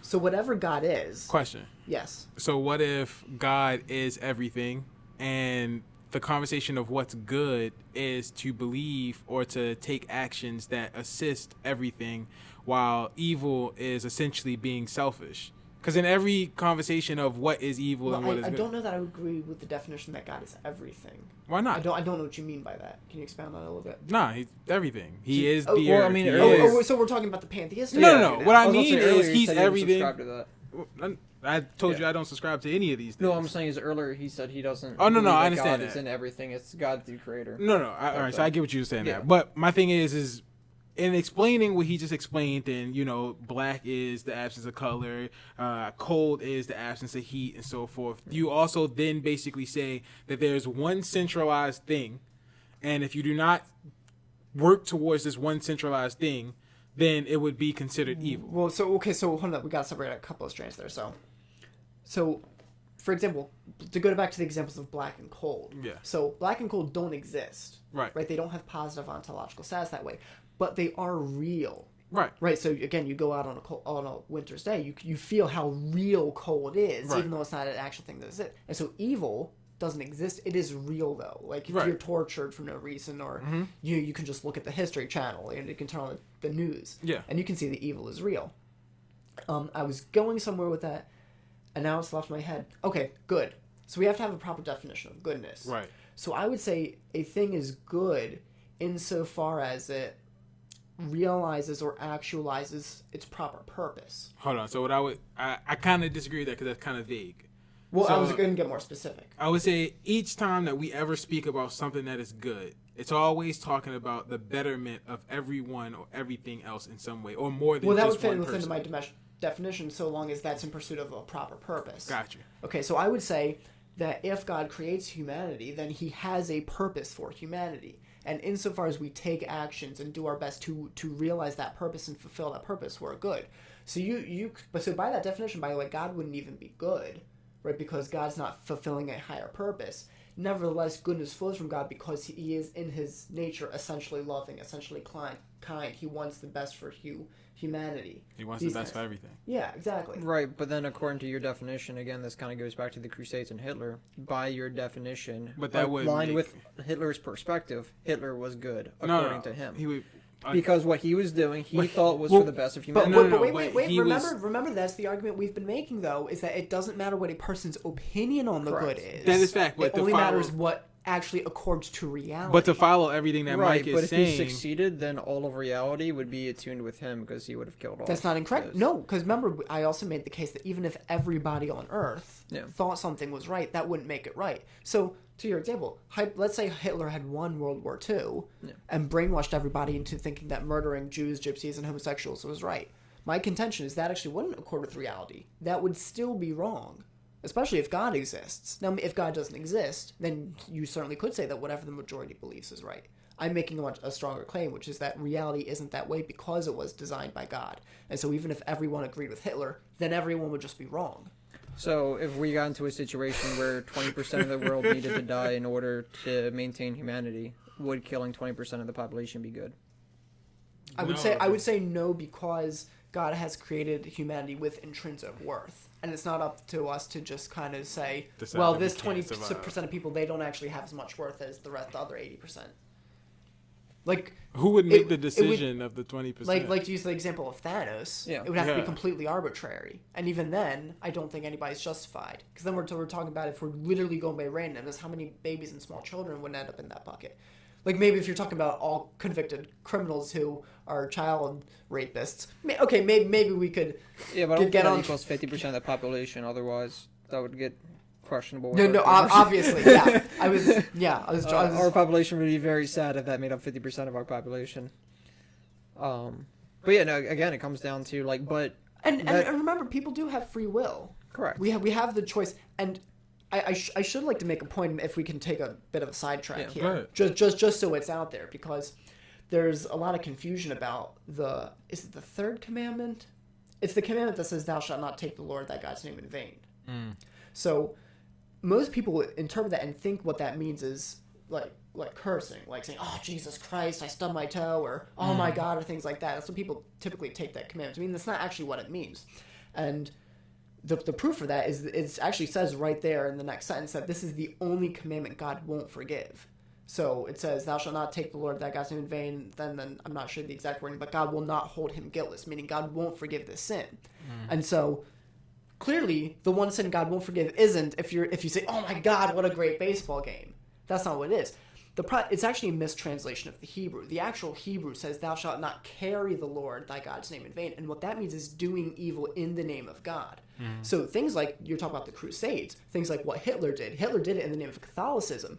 That's actually a worse sin than if he just would have murdered them and left God out of it. And this is, according to the Bible, a sin God won't forgive. So I just thought that was important to lay out, because when we talk about, well, Hitler used religion to justify it, or Muslims use religion to justify it, or hold on, So do you let me say believe one in thing. Hold on, before you go into that. I think that ultimately what Jesse was trying to say is Hitler did it in a sense to say that he was doing it for the Germans, because the Germans well, yeah, were... he had a lot. Listen, Hitler was a smart guy. One thing you can't say genius. about Hitler was that he was an idiot. He's a fucking So genius. he was working a bunch of different angles. Number Yes. one, there's a bunch of. It was for the betterment of the Aryan race, Right. right? He used Darwin to justify what he was doing. Basically, and if the Jews, they're a lesser species, they're not as evolved, and if they don't want to fight, they have no right to survive. Right. So that's one thing. He also blamed the Jews. So that was a lot of part in justifying, well, this is why we can kill him, because he actually blamed the Jews for setting up the conditions that made the war necessary. Right. And then he also partnered with some Muslim leaders. There's actually... There's a podcast Ben Shapiro did talking about it. I don't remember the specifics of it, but because obviously Muslims don't. I don't want to label all Muslims, but Islam in general does have a problem with the Jewish religion. So he was partnered with them. He's also partnered with Catholics. But if you actually look into some of Hitler's deeper writings, he actually planned to eradicate the Catholics as soon as he was done using them for his purposes. So I don't know how I got off into that tangent. No, you're good. But You were explaining Hitler. yeah, And so what I was but- talking about was that Hitler was making it, basically from what Jesse was trying to say, or what the point he was making is that ultimately Hitler was stating or was doing it for the good of Germans, Aryans, etc. So from that point, So From- in his perspective, he was good. not even just his perspective. At that point, the conversation of good was the benefit of everyone. Yes. That goes into what I was saying is when we speak about what is good and what's evil, normally evil is connected to isolation. Evil is normally... Go ahead. I was gonna say. I mean, it comes down to what I was thinking. Like, if you're going back, like, if we go back to like the whole Thanos thing of like, if you're in a boat and there's one person, like, you know, the boat's about to like go down. If it's, you know, everybody drowns or one person drowns, what decision is being made? So the person who throws the other people off the side is evil, but the person who throws themselves off the other side is good. So, but ultimately, what that would the rebuttal with that would be, well, Hitler was evil and Germany followed them, so they was evil, but the rest of the world was good. Right, but what I'm getting at is like, what is your stance if you are saving 8 other people by sacrificing one? Is that good or bad? Well, hold on, for that's a you? different conversation that we could. I would say as a general rule, because we can go hypotheticals all day. Yeah. I would say as a general rule, no one has the right to decide that another innocent person has to die. I agree with that. Just as a general rule. Now, maybe there's a circumstance. I don't know it. I would have to have Right, it put but in then front you'd of be me. deciding that 10 innocent people have to die by not deciding that one innocent person has to die. So I guess the better question is. Well, okay, no, but there's a distinction there because, okay, let's say a life raft is going down. There's 10 people on it. Yeah. If we don't throw 2 people off, then all of us are going to die, right? The whole thing's going to go down. The difference is you can say, okay, it's weighing 2 innocent lives versus 10 innocent lives. The difference is if 2 innocent lives die, like I'm the one who throws those 2, I'm actively killing 2 innocent lives. Whereas if nature takes its course and all 10 of us die, no one's actually committing a crime. No one's murdering. It's funny that because y'all- I'm not causing the life. It's raft funny to go that down. y'all bring this story up the way y'all bring it up because this is why I'm not a Buddhist. So, so once I started like I'm throwing those 2 people yeah, off. not even that. I have saved 8 people and I'm Yeah. a good man. But then it's like when you say, okay, well, for the karma system, it's not like, oh, you get 10 good points for saving all the people, but then you get 3 bad points, so it just equals up into 7 points. My credit karma went down by 2, but it also went up by 8. So I was like, I was walking out of Christianity, and I was like, well, where can I go? Do I want to join Islam? Do I want to be a Muslim and so forth? I And wanna be a Muslim. it's like, no, I don't. I don't want to follow any of this because all of this it's too much. They have their own little different aspects of everything. This side believes this, and then this side believes this. Some of these motherfuckers is basically saying that it's okay to murder everybody. Can I- One of these sides is basically Christianity. Could I make my pitch to Christianity? Sure. Is this something we've talked about before? It won't Yeah. be new to you. It might be new to you. Just so, because you might say, well, if there is a God out there, and there is a heaven and there is a hell, wouldn't God just mainly care about me being as good as I possibly can, as far as where I'm going to end up in the afterlife? Mm-hmm. So I would say a couple of things. So St. Anselm's concept of God was the greatest conceivable being. So this was a being that nothing greater could be conceived of, right? Because Outside of Jesus. Well, he's not a being. I well, guess. we're not even talking about Jesus yet. We'll Gotcha. get to Jesus. We're talking about the theistic God, whatever creates and sustains reality. Gotcha. Right. So St. Anselm's basic idea is he's the greatest conceivable being. If you can conceive of something greater, well, then that's just God, right? Because by definition, nothing greater than God can be conceived. So, if you think of God as just, he's infinitely just. And so, if someone is infinitely just, that means that they punish all sin, right? Because if you can think of a judge who just punishes some sin, and then you have another judge who punishes more sin, well, he's the most just one, right? So God has to punish all sin. He can't just kind of blink at it and ignore it, because he's not perfectly just. He's not the standard of justice by which we get our sense of justice, and we try to use in courts of laws to do right by people. So if you look at humanity, you say, okay, God created humanity for a purpose. He created humanity to enjoy fellowship with him, and he gave them free will, because in order to have real love, you have to have free will. Like, he could have created a bunch of robots if he wanted to, but that wouldn't have meant anything to him. Just like, you could grab your wife by the neck and say, you better love me. That's not really going to mean anything, right? So God gives humanity freedom, and he wants them to use that freedom for good. Right. The story of the Garden of Eden. Okay, I was about to say, you better put me on to some shit. This right there. The story of the Garden of Eden is that they basically think, well, actually, we know better than God. We're going to be the gods of our universe. We're going to decide what's right and wrong for us. And they use that, and it ultimately hurts them. And now all of us, unfortunately, are born with an inherent nature. There's kind of this ill-conceived notion in Christianity that we kind of inherit sin, that we're guilty because Adam and Eve sinned. That's actually, it's just a bit of a misconstrue. What we inherit from them isn't the guilt. It's just the natural inclination to do wrong, to sin. And then we're guilty of our own sins, right? So humanity is stuck in this really sucky predicament, if you ask me, just based on what we've talked about. Okay, you have a being who's the embodiment of justice, right? Justice has to be done. If someone does wrong, they have to be punished for that. Everyone who's ever lived, no one's perfect. Everyone's done some wrong. Mm-hmm. And you don't have to be Hitler. I mean, you can look at your own life and say, okay, I messed up here, or maybe I lied there, or maybe I wronged someone Or see here. where your logic matches up with Hitler. You just didn't do anything. Well, and of course, Do you have logic that matches up with Hitler? Many times we do see This gets into that. another discussion of, well, who were the Nazis? Well, they were just people. Yeah. They weren't some special breed. So Yeah. all of us have that potential. Can I stop you real quick? Okay, yes. Think But about it, the conversation of us saying punching Nazis, the state of punching Nazis. Yeah. We had a whole full-on conversation where y'all motherfuckers was like, oh, he's a Nazi? Murder his ass. Yeah. Go ahead. Yeah. Because Jordan Peterson talks about that. Like, thank God we were born in the West, because if we would have been born in Nazi Germany, odds are you would have been. If we just go by percentage wise, all of us in this room probably would have been Nazis. Nature versus nurture.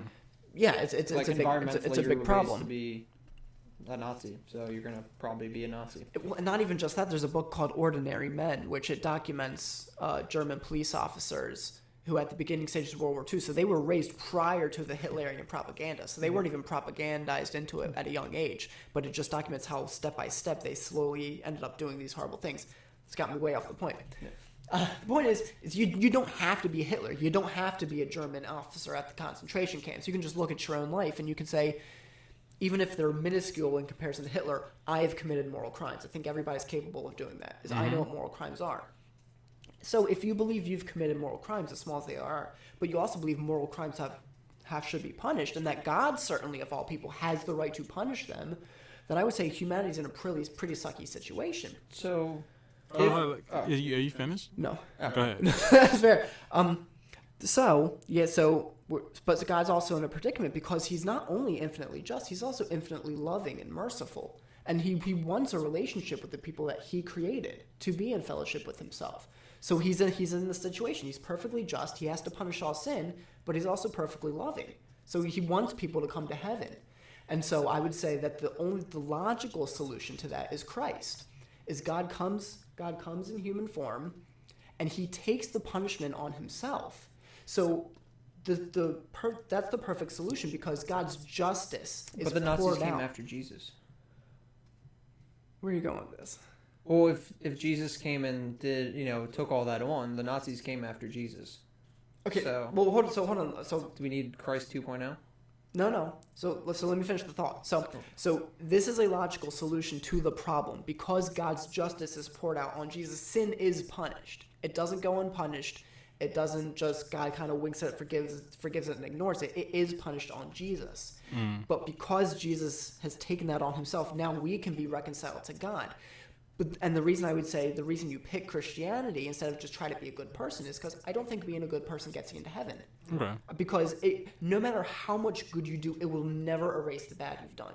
It's not like Hitler could have gotten into heaven if he had just volunteered at enough soup kitchens, to use Frank Turek's analogy, right? So I would say the only logical solution to get to God is to go through Jesus, is to accept the sacrifice. Because he's died for everybody. He took the punishment, your sins, my sins, on himself, so that we can be reconciled to God. And so that would be my pitch. Is that's why. And you don't have to.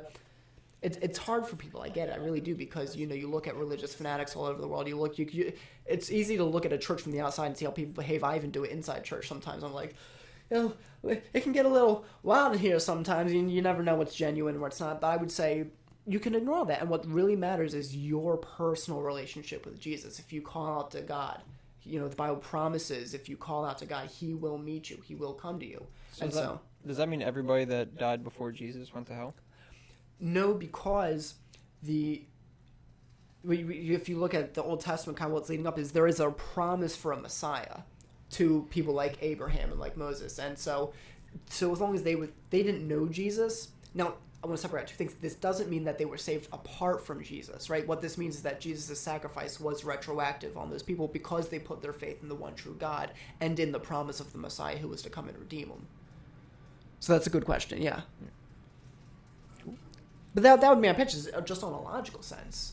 I don't see another solution to sin. I mean that I understand that, but my problem is that still goes based off of fear. Yeah. Well, not only that, but if Jesus died to absorb all sin, what you're pretty much saying is that Hitler went to heaven. No, Hitler didn't. No, that's not what he might have had a death bed. No, I don't know about, but no. You're saying that Jesus took all the sin on his back. No, he just explained though that he just explained that Hitler committed the sin that would never be forgiven. All right, so if somebody didn't commit the sin that would never be forgiven, and then still murdered that many people, and he asked for forgiveness. Wait, hold on. No, because you're asking fair questions, but it's parsed out a couple different things. So the punishment was taken on Jesus, right?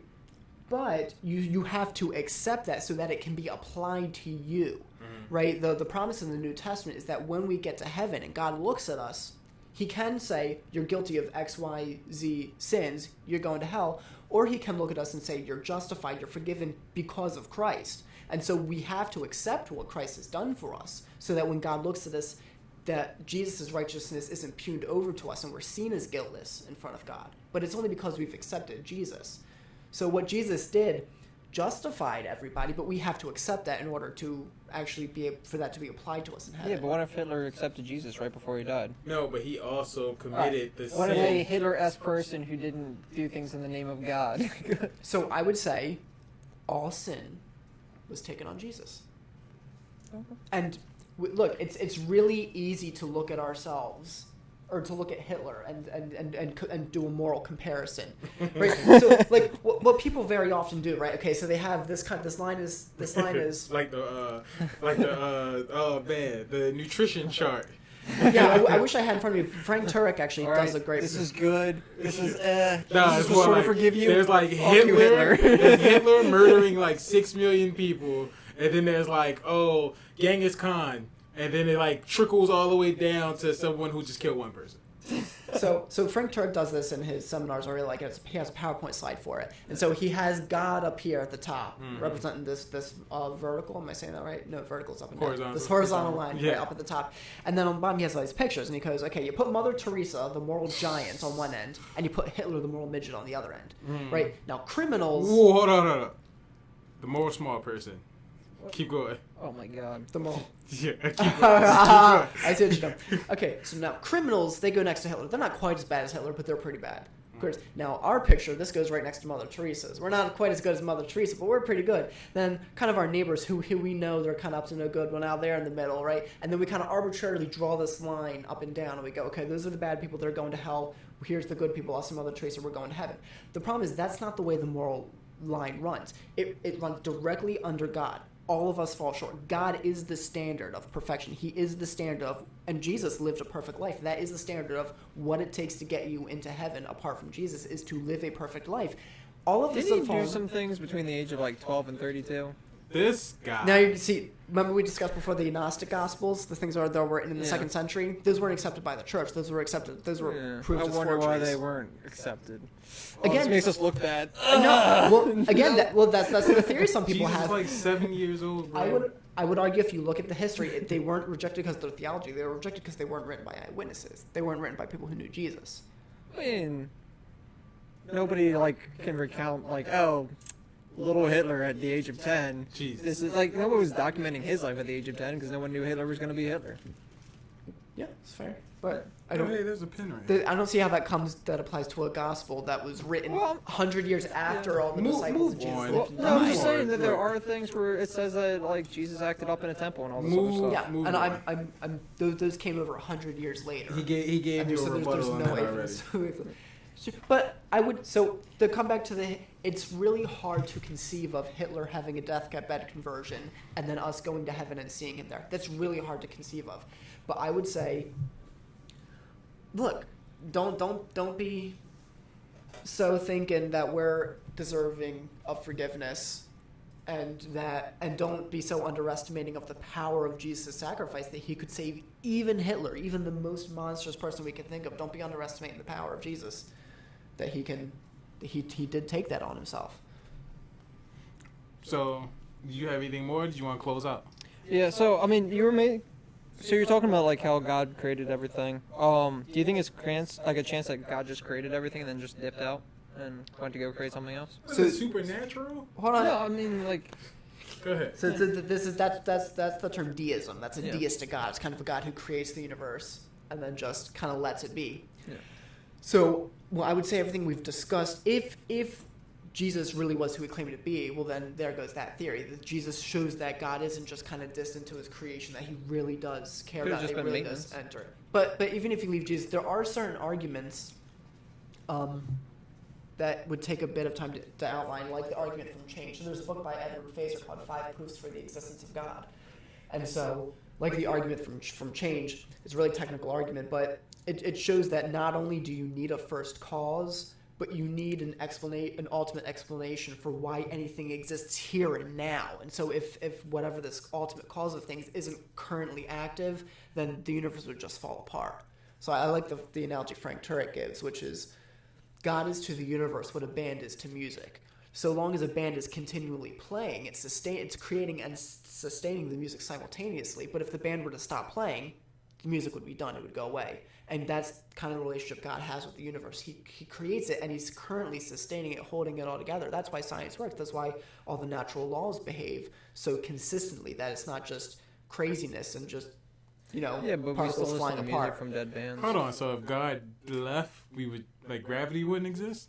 I think the universe would pretty much collapse on. I can't Like, predict we just exactly die. what would happen. Like I mean, oxygen, maybe. I think. Just like I mean, all I the think suns die. that's He didn't pay his oxygen bill, so we're gonna die. that's part of the fine-tuning argument. Is if you look at all the complicated intricacies of just even if you just take what's the word for it? Unitarian perspective. If you just look at how consistent the natural laws are, how consistent things like gravity are, that is evidence for it being holding it together, not just one who creates it and then just kind of lets it go off frantically. So while I understand that you aren't necessarily a science person, I guess, like you don't feel like science is necessarily reality, right?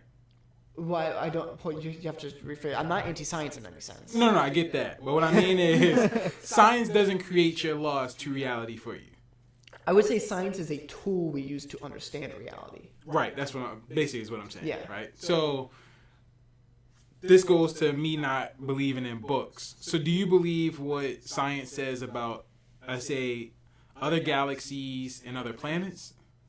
It depends on what you mean. If you're talking about things you can actually test, yes. If we're talking about things like the multiverse, which is completely in the realm of hypothesis and can't be tested, then no. No, what I mean is... Go ahead. So why would you believe in God but not the multiverse? Well, I think... because I think the Kalam Cosmological Argument, that's actual evidence that there is something that created the universe. The moral argument is evidence that whatever this thing is has to be a person, right? Because you don't have moral obligations to things. You only have moral obligations to But what if people. God is just making universes and he fucked up on the other ones, or they still developing and we the one that's Hold on, just like, like... You have rough drafts, multiple writings of things. But God is perfect. So I would say we have philosophical arguments that lead to the conclusion of a God. We don't have anything like that for a multiverse. It's just a hypothesis, and we can't get to them to test them. Yeah. I just think maybe it's true. That's fine. I have it. It's in the realm of logical possibility. Mm-hmm. I'm just saying.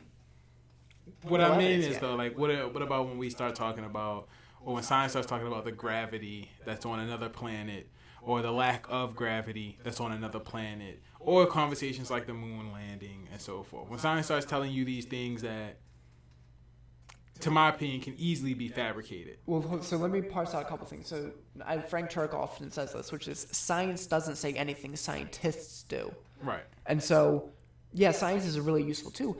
People can lie. People can have motivations. People can fabricate things. People can fudge the data. And so you do got to take all that into context Much when like talking the about story this. of the resurrection. Got him now. No. No. I enjoy it. That was good.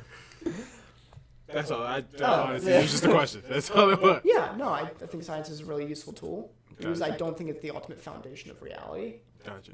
I think that is something metaphysically necessary, which is God. Oh, we done? Oh, I don't You don't have other questions? I thought you were still going. Nah, it was that's it. He answered exactly how it That's is. the ontological argument. That would take a little bit more to outline. That's If you all guys are getting tired, we don't have to. No. Not right now. I will actually want you to come back on at some point. Okay. But if he still has questions for right now. No, I'm good for now. Oh shit! All right. I mean, oh snap! Yeah. So, did you have anything else you wanted to cover? We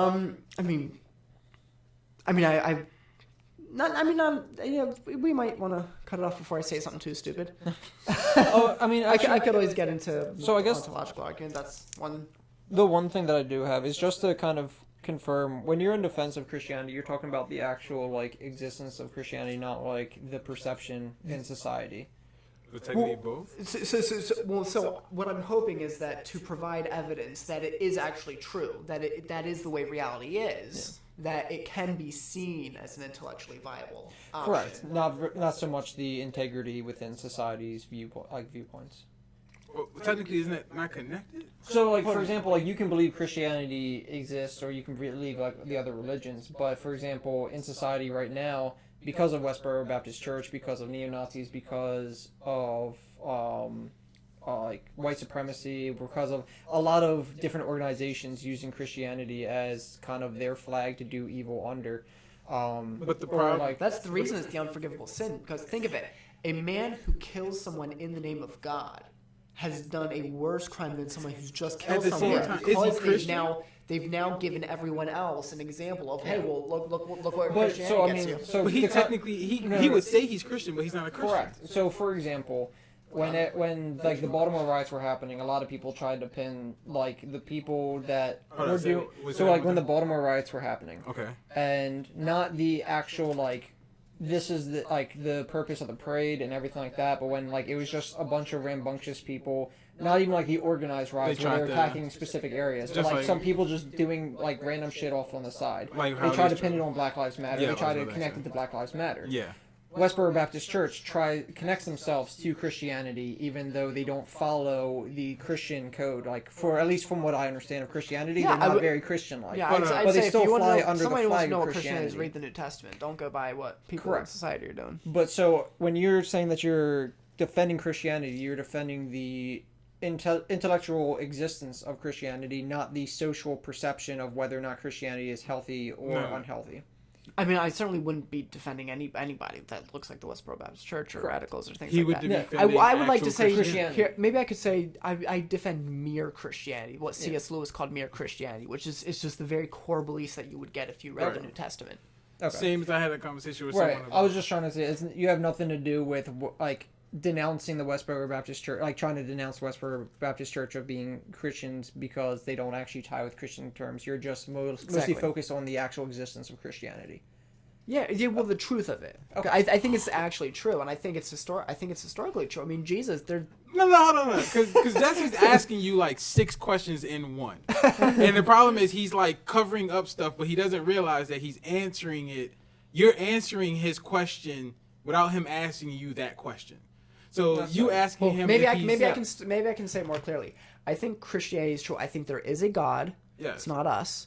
I Hold think. on. No, hold on, because logically, what he asked you is, are you defending against the people like what was the place Well, called? I'm talking Yes, about I like would say Hold on, anybody stop who, explaining. I would say anybody who takes it out of context and does evil in God's name is wrong. So in that case, do you consider them still Christian? No, I would say. Well, here's the thing. I'm gonna be careful. You're good. What qualifies you as a Christian is the thing that only you as an individual can know. Only Okay. you as an individual can truly know if you have a relationship with Jesus Christ. Right. Now, of course, Jesus also said, "By their fruits ye shall know them." Right. So if someone is going and killing in Jesus' name, if the Westboro Baptist Church is holding up a sign saying God hates fags, and now you think your friend who's a homosexual can't get into heaven, they've done now evil in God's name. And so if by their fruits you shall know them, well, by their fruits we can judge and say, okay, probably not a All Christian. right, give me 1 second. He said the F word, but he did not mean it in any slur against anyone. well, he was I quoting was a sign just- that a Westboro That's Baptist Church. quoting good. a That's what hateful sign. Yes. I'm just making sure that it's documented that that's what he was I doing. really appreciate and that that. everyone Thank can you. take that Yes, way. do not take it All out right. of context. I was So, quoting a hateful sign. now, to answer what Jesse is saying, yes. No, so No, because that's Yes what you're to doing. what? Because he asked you like, okay, so are you denouncing their Christianity? And you're saying like no, because I feel like how I you're would say explaining it I is can't not get your in right. their head. But at the same time, Jesus did say, "By their fruits you shall know them." And so, if someone does evil in the name of God, we are allowed to Hold on, judge. stop. Hold on, let me dispel one other myth that this might be getting to, which is that Jesus said not to judge. Jesus didn't say not to judge. He said, "Judge not, lest ye be judged. By the same standard you judge others, you will be judged by." So before you complain about or take the speck out of your brother's eye, take the log out of your own eye first. So Jesus is saying to judge. He's saying to take the speck out of your brother's eye. He's just saying get the log out of your own eye first, get the problem out of your life first, so now you're not judging hypocritically. Jesus said to judge, just not to do it hypocritically. So as long as we're not being hypocrites, we are allowed to judge somebody else and say, okay, based on their actions, I don't think they have a relationship with Christ. So I wasn't going to say that based off of the theory, but I was going to say in general, from how you're answering the question is, it's not your place to decide if they're a Christian or not.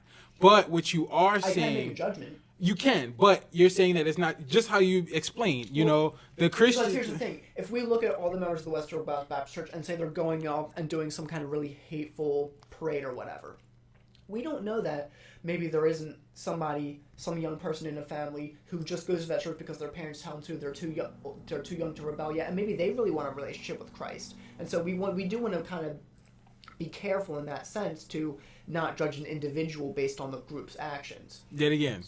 So wait, let me just give me a second. Let me just get this out, and then y'all can finish what y'all saying, and then we can wrap up. So, from what he's asking you is, do you denounce them as Christians? How you begin to answer it is essentially to say, it's not my place to decide if you're a Christian or not. It's you. Let me say why I'm hesitant towards the answer. I am kind of deflecting the question a little bit. The reason is because I don't like any ideology that puts group identity before the individual identity. I think individual always comes first. That's one of the big problems I have with identity politics, which is a whole other issue. Is because it says your group identity is more important than your individual identity. Okay. So I want to be careful by saying that, the Westboro Baptist Church isn't Christians. I don't want to be judging individuals based on a group identity. You gotta let me finish. Okay, fair enough. I was just trying to make it clear why I am deflecting. You're right. I am deflecting the question a little bit. And that's the reason, is because I'm hesitant to judge an individual based on a group. Just like if I were to judge you based on all black people. No, you know what I mean? I appreciate it. I'm about to explain that. You know what I mean? Ultimately, your answer was in a way to say that it's not my place to judge them, right? Well, because I can't know what is going on in a specific individual. I got you. Let me finish what I'm saying. Your place was to explain that it's not my place to decide if you are a Christian or not, right? But what you begin to explain is the actions that are taken are not Christian. Yes. That's I've been trying to say that shit for that long. I'm sorry. I'm really sorry. It was just because when you started on a premise and I felt like I kind of disagreed with the way you were describing my view, I didn't want to keep building on it. I got you. I wanted to make sure it was clear Got before you. we built on it. So Jesse, be more clear with your question, because he's like flipping and folding you into. He's just saying shit right now. No, go ahead. So what I'm saying is, what you're defending is the actual potential, is that Christianity can be factual, or that Christianity is true to you. You're not so much worried about the image of Christianity. You're more worried about the belief of it. So, for example, but they both matter. I would say my area of study and what I physically do on my YouTube channel, you're right, isn't necessarily to affect the culture perception of it. I mean, apart from seeing it as an intellectually viable option, I mean, obviously, I'm not indifferent to ways certain sects might misrepresent it. I'm not indifferent to that. I think it's terrible. Yeah. I want people to look at in a perfect world, people would look at Christianity and say, now that's something I want to be a part of, and you can make the argument that with certain sects like the Westboro Baptist Church that that's not the case, and so they're giving people like me a bad name, and so I don't want any part of that. Right. So I mean, that's not. They go one and one. Correct. So sort of, yeah.